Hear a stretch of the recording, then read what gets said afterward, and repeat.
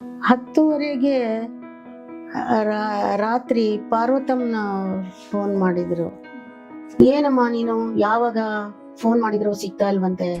ನಾನು 4 ತಿಂಗಳ ಬಾಣಂತೆ, ಈಗಿನ ತರ ಅಲ್ವಲ್ಲ.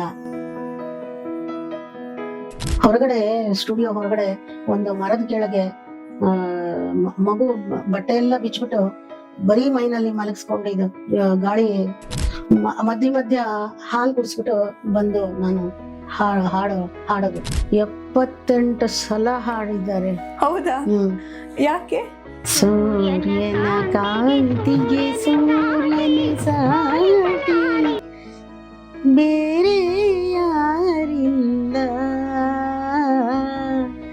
ನಿನ್ನೆ ಅಂದಕ್ಕೆ ನೀವೇ ಸಾಟಿ, ಬೇರೆ ಯಾರಿಲ್ಲ. ಈಗಿನ ಅಷ್ಟು ಕೆಟ್ಟದಾಗಿ ಹಾಡುಗಳು ಬರ್ತಾ ಇರಲಿಲ್ಲ. ಸಾಹಿತ್ಯ ಒಳ್ಳೆ ಟ್ಯೂನು ಎಲ್ಲ ಚೆನ್ನಾಗಿರೋದು. ಈ ಲವ್ ಎಲ್ಲ ಮಾಡ್ತೀನಿ ಅಂತ ಹೇಳಿದ್ರೆ ಅದೆಲ್ಲ ಮಾತೇ ಇರ್ಲಿಲ್ವಾ ಅವಾಗ? ಇತ್ತು. ಭಾವಗೀತೆ, ಭಕ್ತಿಗೀತೆ, ಜನಪದ ಹಾಗೂ ಚಿತ್ರಗೀತೆ ಹೀಗೆ ಎಲ್ಲ ಪ್ರಕಾರದ ಹಾಡುಗಳಲ್ಲೂ ತಮ್ಮದೇ ಛಾಪು ಮೂಡಿಸಿದ ಅದ್ಭುತ ಗಾಯಕಿ. ದಶಕಗಳೇ ಕಳೆದರೂ ಇಂದಿಗೂ ನಮ್ಮ ಮನದಲ್ಲಿ ಹಸಿರಾಗಿರುವ ಮಧುರ ಕಂಠಸಿರಿ doctor Rajkumar, SPB, P B. Srinivas ರವರಂತಹ ದಿಗ್ಗಜರೊಂದಿಗೆ ಧ್ವನಿಗೂಡಿಸಿದ ಕರುನಾಡ ಕೋಗಿಲೆ. ದಕ್ಷಿಣ ಭಾರತದ ಖ್ಯಾತ ಹಿನ್ನೆಲೆ ಗಾಯಕಿ ಕಸ್ತೂರಿ ಶಂಕರ್.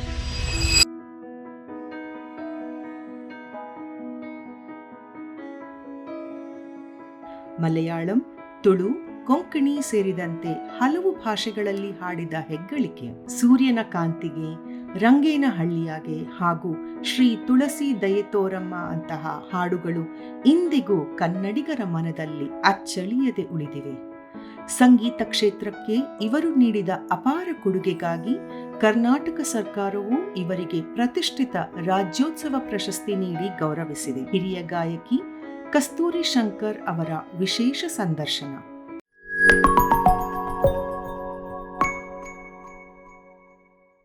ನಮ್ಮ ಕಾರ್ಯಕ್ರಮಕ್ಕೆ ಸ್ವಾಗತ. ನಮಸ್ಕಾರ. ಹೇಗಿದ್ದೀರಾ? ಚೆನ್ನಾಗಿದ್ದೇನೆ. ಆರಾಮ. ಮತ್ತೆ ಹಾಡು ಹುಟ್ಟಿದ ಸಮಯ ಹೇಗಿತ್ತು? ನೀವು ಯಾವಾಗ ಪ್ರಾರಂಭ ಮಾಡಿದ್ರಿ ಹಾಡನ್ನ ಹಾಡೋದಿಕ್ಕೆ? ನಾನು 12ನೇ ವಯಸ್ಸಿನಲ್ಲೇ ಸ್ಟೇಜ್ ಹತ್ತಿಬಿಟ್ಟೆ. ಹಂಸಲೇಖ ಅಣ್ಣ ಬಾಲಕೃಷ್ಣ ಇದ್ದಾರಲ್ಲ, ಅವ್ರದ್ದು ಒಂದು ಆರ್ಕೆಸ್ಟ್ರಾ ಇತ್ತು. ಆವಾಗ ಅವರು ನನ್ನನ್ನು ನೋಡಿ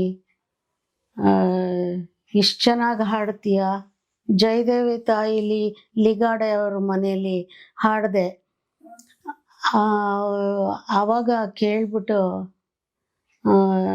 ಇಷ್ಟು ಚೆನ್ನಾಗಿ ಹಾಡ್ತೀಯ ನೀನು, ನನ್ನ ಜೊತೇಲಿ ರೆಗ್ಯುಲರ್ ಆಗಿ ಹಾಡ್ತೀಯ ಅಂತ ಕೇಳಿದ್ರು. ಆವಾಗ 62ನೇ ಇಸ್ವಿಲಿ ನನ್ನ 12ನೇ ವಯಸ್ಸಿನಲ್ಲಿ ಹಬ್ಬದ ಮಾರನೇ ದಿವಸನೇ ನನಗೆ ಪ್ರೋಗ್ರಾಮ್ ಕೊಟ್ರು. ಅಂದ್ರೆ ಈ ತರ ಆರ್ಕೆಸ್ಟ್ರಾ ಪ್ರೋಗ್ರಾಮ್ ಎಲ್ಲ ಇತ್ತು ಅವಾಗ? ಹೌದು.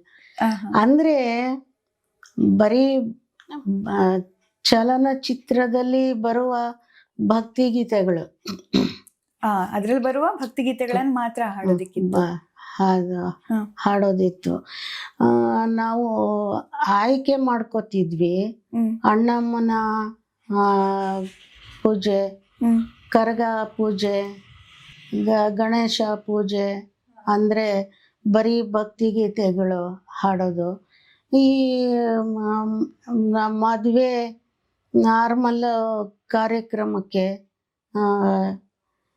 ಈಗಿನ ಅಷ್ಟು ಕೆಟ್ಟದಾಗಿ ಹಾಡುಗಳು ಬರ್ತಾ ಇರಲಿಲ್ಲ.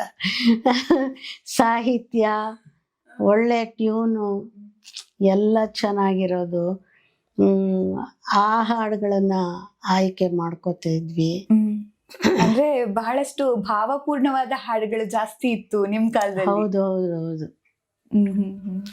ಭಾವಪೂರ್ಣ ಹಾಡು, ದೇಶಭಕ್ತಿ ಗೀತೆಗಳು, ಅಣ್ಣ ಆ, ಅಣ್ಣ ತಂಗಿಗೆ ಹೇಳೋದು, ಮತ್ತೆ ಈ ತತ್ವ ಗೀತೆಗಳು ತುಂಬಿತ್ತು. ಈಗಿನ ಬರೀ ಮರ ಸುತ್ತೋದು, ನಾಯಕ ನಾಯಕಿ ಬರೀ ಪ್ರೇಮಿಸೋದು, ಪ್ರೇಮಕ್ಕೋಸ್ಕರ ಒದ್ದಾಡೋದು, ಆ ಗೀತೆಗಳೆಲ್ಲ. ಲವ್ ಮ್ಯಾರೇಜ್, ಲವ್ ಬ್ರೇಕಪ್, ಇಂಥ ಹಾಡುಗಳು ಇವಾಗ. ನಮ್ಮ ಕಾಲದಲ್ಲಿ ಬಹಳ ಚೆನ್ನಾಗಿತ್ತು ಹಾಡುಗಳು. ಆವಾಗ ಈ ಪ್ರೀತಿ ಪ್ರೇಮ ಯಾವ ಹಾಡುಗಳು ಬರ್ತಿರ್ಲಿಲ್ವ? ಇತ್ತು, ಇದ್ರು ಕೂಡ ಪ್ರೀತಿ ಪ್ರೇಮಕ್ಕೆ ಯಾರು ಜಾಸ್ತಿ ಗಮನ ಕೊಡ್ತಾ ಇರಲಿಲ್ಲ. ಕುಟುಂಬಕ್ಕೆ, ಸಂಸಾರದ ಕಡೆ ಗಮನ ಕೊಡ್ತಾ ಇದ್ರು. ಏನೋ ಅಂದ್ರೆ ಅವಾಗ ಅದಕ್ಕೆ ಜಾಸ್ತಿ ಗೌರವ ಕೊಡ್ತಾ ಇದ್ರು. ಈ ಲವ್ ಎಲ್ಲ ಮಾಡ್ತೀನಿ ಅಂತ ಹೇಳಿದ್ರೆ ಅದೆಲ್ಲ ಮಾತೇ ಇರ್ಲಿಲ್ವಾ ಅವಾಗ? ಇತ್ತು. ದೊಡ್ಡವರಿಗೆ ಗೌರವ ಕೊಡೋದು, ಹಿರಿಯರು ಮಾತೆ ಕೇಳೋದು, ಅದರಂತೆ ಎಲ್ಲರನ್ನು ನೋಡ್ಕೊಂಡು ನಡ್ಕೊಳ್ಳೋದು ಎಲ್ಲ ಇತ್ತು. ಅದ್ರ ಮಧ್ಯದಲ್ಲಿ ಗಂಡ ಹೆಂಡತಿ ಮಕ್ಕಳನ್ನ ಗಮನಿಸೋದು ಇತ್ತು. ಈಗಿನ ಥರ ನೀನು ದುಡಿ ನಾನು ದುಡಿ, ಮಕ್ಕಳು ಎಲ್ಲೋ ಒಂದ್ ಕಡೆ ಅನ್ನೋ ತರ ಇರ್ಲಿಲ್ಲ ಆವಾಗಿನ ಸುಖ ಸಂಸಾರ. ಈಗ ಇದು ಬಿಸಿ ಸಂಸಾರ. ಬಿಸಿ ನಿಜ. ಬಟ್ ಹಂಗಂದ್ರೆ ನಿಮ್ಮ ಕರಿಯರ್ ಪ್ರಾರಂಭ ಆಗಿದ್ದೆ ಹಂಸಲೇಖ ಅವರ ಅಣ್ಣ ನಿಮ್ಮನ್ನ ಗುರುತಿಸಿ, ಅಲ್ಲಿಂದ ನಿಮ್ಮ ಕರಿಯರ್ ಪ್ರಾರಂಭ? ಅಲ್ಲಿಂದ ಶುರು ಆಗಿದ್ದು. ಅಂದ್ರೆ ನೀವು ಫಸ್ಟ್ ಎಲ್ಲಿ ಹಾಡಿದ್ರಿ ಮೊದಲ ಹಾಡನ್ನ? ಮೊದಲ ಹಾಡು ನೆನಪಿದೆ ನಿಮ್ಗೆ? ಯಾವಾಗ ಹಾಡಿದ್ರಿ? ಯಾವುದೋ ಗೊತ್ತಿಲ್ಲಮ್ಮ. ಒಟ್ನಲ್ಲಿ ಗಣಪತಿ ಹಬ್ಬದ ಮಾರನೇ ದಿವಸ ನಾನು ಹಾಡಿದ್ದು ಅಷ್ಟೇ. ಓ, ಅಂದ್ರೆ ಆ ಸೆಲೆಬ್ರೇಷನ್ ಎಲ್ಲ ಆಗುತ್ತಲ್ಲ ಗಣೇಶ ಚತುರ್ಥಿ ಆ ಸಮಯದಲ್ಲಿ.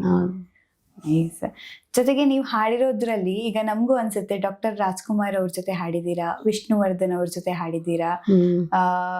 ಅದೇ ನೀವು ಒಬ್ರು ಕನ್ನಡದ ಕೋಗಿಲೆ, ಮತ್ತೊಬ್ಬ ಕೋಗಿಲೆ ಬಾಲಸುಬ್ರಹ್ಮಣ್ಯಂ ಅವ್ರ ಜೊತೆನೂ ಕೂಡ ಹಾಡಿದೀರಾ. ಮತ್ತೆ ಯಾರ ಜೊತೆ ಎಲ್ಲ ನೀವು ನಿಮ್ಮ ಹಾಡುಗಳನ್ನ ಹಾಡಿದೀರಾ? ಜೇಸುದಾಸ್ ಜೊತೆಲಿ ಹಾಡಿದ್ದೀನಿ, ಸೌಂದರರಾಜನ್ ಜೊತೆಲಿ ಹಾಡಿದ್ದೀನಿ, PB ಶ್ರೀನಿವಾಸ್ ಜೊತೆಲಿ ಹಾಡಿದ್ದೀನಿ, ಇಷ್ಟು ಗಾಯಕರ ಜೊತೆಲಿ ಹಾಡಿದ್ದೀನಿ. ನಿಜ. ಈಗ ಇಷ್ಟು ಹಾಡುಗಳನ್ನ ಹಾಡಿದೀರ, ನಿಮ್ಮ ತುಂಬಾ ಇಷ್ಟದ ಹಾಡು ಯಾವುದು? ಈಗ ನೀವು ಈಗ್ಲೂ ಒಂದು ನೆನ್ಪು ಮಾಡ್ಕೊಳ್ತೀರಾ ಅಂತ ಅಂದ್ರೆ? ನಾನು ಎಲ್ಲ ಹಾಡುಗಳನ್ನು ನೆನಪು ಮಾಡ್ಕೋತೀನಮ್ಮ. ಯಾವುದು ನನಗೆ ಇಷ್ಟ ಅನ್ನೋಂಗಿಲ್ಲ, ಇನ್ನೂ ಚೆನ್ನಾಗಿ ಹಾಡಬೇಕಿತ್ತು ಅನ್ನೋದೇ ನನಗೆ ಕೊರಗು. ಬಟ್ ನಿಮ್ಮ ಡಾಕ್ಟರ್ ರಾಜ್ಕುಮಾರ್ ಸರ್ ಜೊತೆ ಹಾಡಿರುವಂತ ಒಂದು ಹಾಡಿದೆಯಲ್ಲ, ಸೂರ್ಯನ ಕಾಂತಿಗೆ ಸೂರ್ಯನೇ ಸಾಟಿ, ಆ ಹಾಡು ಒಂದು 2 ತುಣುಕು ಹಾಡ್ತೀರಾ ನಮಗೋಸ್ಕರ? ಸೂರ್ಯನ ಕಾಂತಿಗೆ ಸೂರ್ಯನೇ ಸಾಟಿ, ಬೇರೆ ಯಾರಿಲ್ಲ, ನಿನ್ನೆ ಅಂದಕ್ಕೆ ನೀವೇ ಸಾಟಿ, ಬೇರೆ ಯಾರಿಲ್ಲ, ನಿನ್ನ ಹೋಲುವರಾರಿಲ್ಲ. ನಿನ್ನ ಹೋಲುವರಾರಿಲ್ಲ. ಈ ಹಾಡು ನೀವು ಹಾಡೋ ರೆಕಾರ್ಡಿಂಗ್ ಎಲ್ಲ ಹೋದ್ರಲ್ಲ, ಅವತ್ತೇನಾದ್ರೂ ಕಥೆ ಇದೆಯಾ? ನಿಮ್ ಮೂಮೆಂಟ್ಸ್ ಏನಾದ್ರು ನೆನಪಿದ್ಯಾ? ಸರ್ ಜೊತೆ ಹಾಡ್ತಿದ್ರಿ ನೀವು? ಕತೆ ಇದೆ. ನನ್ನ ಮಗಳು ಹುಟ್ಟಿದ್ಲು 4 ತಿಂಗಳ ಒಳಗೆ. ಆಗ ರಾಜ್ಕುಮಾರ್ ಜೊತೆಲಿ ಒಂದು ಡ್ಯುಯೆಟ್ ಹಾಡು ಇದೆ ಅಂತ ಅಂದ್ಬಿಟ್ಟು ಹೇಳಪ್ಪ ಅಂತ ಹೇಳಿದ ಅರೇಂಜರ್ಸು ನನಗೆ ಫೋನ್ ಮಾಡಿ ಹೇಳಿದ್ದೀನಿ. ಅವರು ಫೋನ್ ಮಾಡಿದರೆ ಯಾವಾಗ್ಲೂ ಸಿಗ್ತಾ ಇಲ್ಲ ಅಂತ ಹೇಳ್ದಾನೆ. ಅಂದ್ರೆ ನೀವು ಸಿಗ್ತಾ ಇಲ್ಲ ಅಂತ. ಹೇಳ್ದಂತೆ. ಹಾ 10:30ಗೆ ರಾತ್ರಿ ಪಾರ್ವತಮ್ಮನ ಫೋನ್ ಮಾಡಿದ್ರು. ಹ್ಮ್. ಏನಮ್ಮ ನೀನು ಯಾವಾಗ ಫೋನ್ ಮಾಡಿದ್ರು ಸಿಗ್ತಾ ಇಲ್ವಂತೆ ಅಂದ. ಹೇಳಿದ್ರು, ನಾನು 4 ತಿಂಗಳ ಬಾಣಂತಿ, ಈಗಿನ ಥರ ಅಲ್ವಲ್ಲ, ಆವಾಗ ವರ್ಷ ಕಳೆಯವರೆಗೂ ನಮ್ಮನ್ನ ಎಲ್ಲೂ ಕಳಿಸ್ತಾ ಇರಲಿಲ್ಲ ನಮ್ಮ ಅತ್ತೆ. ಅಷ್ಟು ಕಟ್ಟುನಿಟ್ಟಾಗಿ ನೋಡ್ಕೊಳ್ತಾ ಇದ್ರು. 4 ತಿಂಗಳು ಬಾಣಂತಿ, ಎಲ್ಲೂ ಹೋಗಿಲ್ಲಮ್ಮ. ಆಗ ಮೊಬೈಲು ಇಲ್ವಲ್ಲ, ಲ್ಯಾಂಡ್ ಫೋನು. ನಾನು ಹೇಳಿದೆ, ಎಲ್ಲೂ ಹೋಗಿಲ್ಲ, ಮನೇಲೇ ಇದ್ದೀನಿ ಅಂತ. ಏನಕ್ಕ ಫೋನ್ ಮಾಡಿದ್ದು ಅಂತ ಕೇಳಿದೆ. ರಾಜ್ಕುಮಾರ್ ಜೊತೆಲಿ ಒಂದು ಹಾಡಿದೆ, ನೀನು ನಾಳೆ ಹೊರಟ್ಬಿಡಮ್ಮ ಅಂತ ಅಂದರು. ಪಾರ್ವತಮ್ಮ ನಮ್ಮ 4 ತಿಂಗಳ ಮಗುನ ಎತ್ಕೊಂಡು ನಮ್ಮ ತಾಯಿನ ಕರ್ಕೊಂಡು ನಮ್ಮ ಯಜಮಾನ್ರ ಜೊತೆಲಿ ಹೊರಟೆ. ಮಾರನೇ ದಿವಸ ಬೆಳಿಗ್ಗೆ ಟಿ ಜಿ ಲಿಂಗಪ್ಪನವರು ಒಂದು ಟ್ಯೂನ್ ಹೇಳಿಕೊಟ್ರು, ಸಾಹಿತ್ಯ ಕೊಟ್ಟರು. ಸಾಹಿತ್ಯ ಬರ್ಕೊಂಡು ಟ್ಯೂನ್ ಕಲ್ತ್ಕೊಂಡು ಹಾಡು ತೋರಿಸ್ಬಿಟ್ಟು ನಾಳೆ 9:30 ಸ್ಟುಡಿಯೋನಲ್ಲಿ ಇರಬೇಕು ಅಂತ ಹೇಳಿದರು. ನಮ್ಮ ತಾಯಿ ಮಗುನ ಇಟ್ಕೊಂಡು 4 ತಿಂಗಳ ಮಗು ಹೊರಗಡೆ, ಸ್ಟುಡಿಯೋ ಹೊರಗಡೆ ಒಂದು ಮರದ ಕೆಳಗೆ ಮಗು ಬಟ್ಟೆ ಎಲ್ಲ ಬಿಚ್ಚಿಬಿಟ್ಟು ಬರೀ ಮೈನಲ್ಲಿ ಮಲಗಿಸ್ಕೊಂಡು ಇದು ಗಾಳಿ ಬೀಸ್ತಾ ಇದ್ದಾರೆ. ಅಂದರೆ ಮೇ ತಿಂಗಳಲ್ಲಿ ಇಲ್ಲೇ ಇರೋಕ್ಕಾಗಲ್ಲ, ಇನ್ನು ಮದ್ರಾಸಲ್ಲಿ ಇರೋಕ್ಕಾಗತ್ತಾ? ಅಷ್ಟು ಬಿಸಿಲು. ಅವರು ಆ ಥರ ನೋಡ್ಕೋತಾ ಇದ್ರು ಮಗುಗೆ. ಮಧ್ಯ ಹಾಲು ಕುಡಿಸ್ಬಿಟ್ಟು ಬಂದು ನಾನು ಹಾಡೋದು. ಓಕೆ ಅಂತ ಆಯಿತು. ರಾತ್ರಿ ಮಧ್ಯಾಹ್ನದವರೆಗೂ, ಊಟದ ಟೈಮ್ವರೆಗೂ ಪ್ರಾಕ್ಟೀಸ್ ಆಯಿತು. ಆಮೇಲೆ ಊಟ ಮಾಡ್ಕೊಂಬಂದ್ಬಿಡಿ ಅಂತ ಹೇಳಿದ್ರು. ಊಟ ಮಾಡ್ಕೊಂಡು ಬಂದಮೇಲೆ ರೆಕಾರ್ಡಿಂಗ್ ಶುರುವಾಯಿತು. 9 ಗಂಟೆಗೆ ಮುಗೀತು. ಆಮೇಲೆ ರಾಜ್ಕುಮಾರ್ ಅವ್ರಿಗೆ ನಾನು ಹಾಡಿದ್ದು ಆಲಾಪ ಹಿಡಿಸ್ಬಿಟ್ರು. ಅವ್ರಿಗೆ ನಾನು ಹಾಡಬೇಕು ಅನ್ನಿಸ್ತು. ನಾನು ಹಾಡಿದ್ರೆ ಹೇಗೆ ಲಿಂಗಪ್ಪನವ್ರೆ ಅಂತ ಕೇಳಿದ್ರು. ಆಯಿತು, ಟ್ರೈ ಮಾಡಿ ಅಂತ ಅಂದರು ಅವರು. ನನಗೆ ಕೇಳಿದ್ರು ರಾಜ್ಕುಮಾರ್ ಅವರು, ಹಾಡೋಣ ಕಸ್ತೂರಿ ಅವರೇ ಅಂತ. ಹಾಡೋಣ ಅಂತ ಹೇಳಿದ್ಮೇಲೆ 78 ಸಲ ಹಾಡಿದ್ದಾರೆ. ಹೌದಾ? ಯಾಕೆ? 2ನೇ ಚರಣ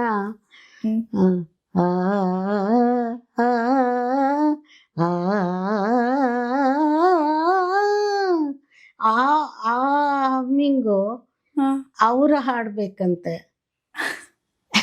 ಅವ್ರಿಗೆ ಆಸೆ ಇತ್ತು ಅದನ್ನ ಹಾಡ್ಬೇಕು ಅಂತ. ಅದನ್ನ ಆಸೆ ಇತ್ತು. ಚೆನ್ನಾಗಿದೆ ಟ್ಯೂನು, ನಾನು ಹಾಡಿದ್ರೆ ಹೇಗೆ ಅಂತ ಅಂದ್ಬಿಟ್ಟು 78 ಸಲ ಹಾಡಿದ್ರು ಸರಿಯಾಗಿ ಬರಲಿಲ್ಲ. ಕೊನೆಗೆ ಟಿ ಜಿ ಲಿಂಗಪ್ಪನವರು, ಆಯಮ್ಮ ಹಾಡಿದ್ದೇ ಇಟ್ಕೊಳ್ಳೋಣ, ನೀವು ಹಾಡಿ ತಕ್ಷಣ ಹಾಡು ತಗೊಳಕ್ಕೆ ಕಷ್ಟ ಆಗುತ್ತೆ. ಅವ್ರನ್ನ ಅವ್ರು ಹಾಡಿದ್ದನ್ನೇ ಇಟ್ಕೊಳ್ಳೋಣ ಅಂತ ಅಂದ್ಬಿಟ್ಟು ಹೇಳಿದ್ರು. ಆಯ್ತು ಅಂತ ಸುಮ್ಮನಾದ್ರು. ಇಷ್ಟು ಕತೆ ಆಯ್ತಮ್ಮ ನನಗೆ. ಬಟ್ ಅನುಭವ ಚೆನ್ನಾಗಿತ್ತಲ್ಲ ನಿಮ್ಗೆ ಆ ಸಮಯದಲ್ಲೂ? ಮಗು ಈ ಕಡೆ ಹಾಡು ಹಾಡ್ಬೇಕು, ಈ ಕಡೆ ರಾಜ್ಕುಮಾರ್ ಅವ್ರ ಜೊತೆ ಹಾಡು ಹಾಡ್ತಿದ್ದೀರಾ, ಇದೆಲ್ಲ ತುಂಬಾ ಕಷ್ಟ ಆಯ್ತು. ಆದ್ರೆ ಇವಾಗ ಎಲ್ರೂ ಮೆಚ್ಕೊಳ್ಳೋದು ನೋಡಿದ್ರೆ ನನಗೆ ಆ ಕಷ್ಟ ನೆನಪಿಗೆ ಬರಲ್ಲ. ಖಂಡಿತ ಹೌದು. ಕಷ್ಟಪಟ್ರೆ ಮಾತ್ರ ಸುಖ ಸಿಗುತ್ತೆ ಅನ್ನೋದು ಅಲ್ವಾ?